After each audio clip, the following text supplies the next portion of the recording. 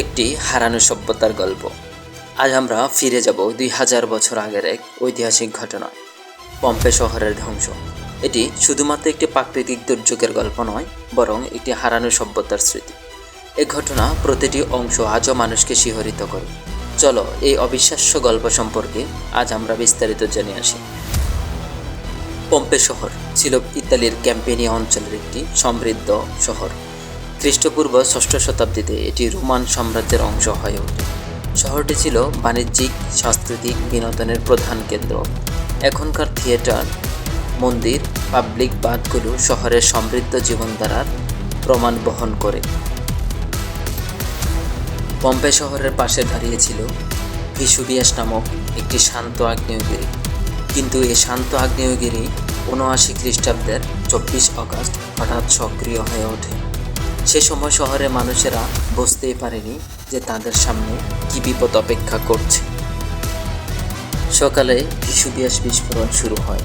প্রথমে আকাশে গ্যাস এবং ছাই উঠতে থাকে। শহরের লোকজন আতঙ্কিত হয়ে আশ্রয় খুঁজছিল, কিন্তু বিকালের মধ্যে আগ্নেয়গিরি থেকে লাভা, গ্যাস এবং ছাই এত বেশি পরিমাণে বের হতে থাকে যে পুরো পম্পে শহর ঢেকে যায়। প্রায় 15 থেকে 20 ফুট পুরো ছাই এবং লাভার মধ্যে চাপা পড়ে যায়। বিজ্ঞানীদের মধ্যে এই মুহূর্তে অনেকেই দমবন্ধ হয়ে মারা যায়। এই ধ্বংসের পর পম্পে শহর সম্পূর্ণ বিলীন হয়ে যায়। 1748 সালে প্রত্নতাত্ত্বিকরা প্রথম এই শহরটি আবিষ্কার করে।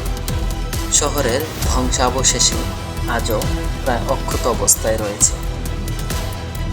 এখানে পাওয়া গেছে বাড়িঘর, দেওয়ালে আঁকা চিত্রকর্ম, এমনকি সেই সময়ের মানুষের জীবন।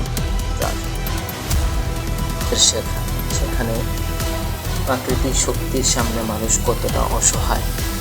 এটি একটি সতর্কতা, আমাদের পরিবেশ এবং প্রাকৃতিক শক্তিগুলোকে সম্মান করতে হবে।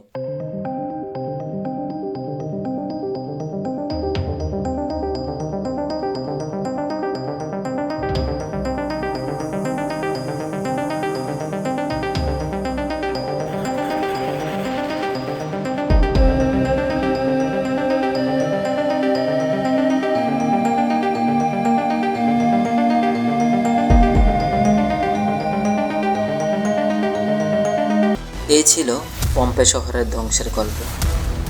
তুমি যদি এমন আরও অনেক ঐতিহাসিক ঘটনা সম্পর্কে জানতে চাও, তাহলে অবশ্যই নিচের কমেন্ট বক্সে জানাবে এবং সেই সম্পর্কে ভিডিও দিব ইনশাআল্লাহ। ততদিন ভালো থাকবেন, সুস্থ থাকবেন।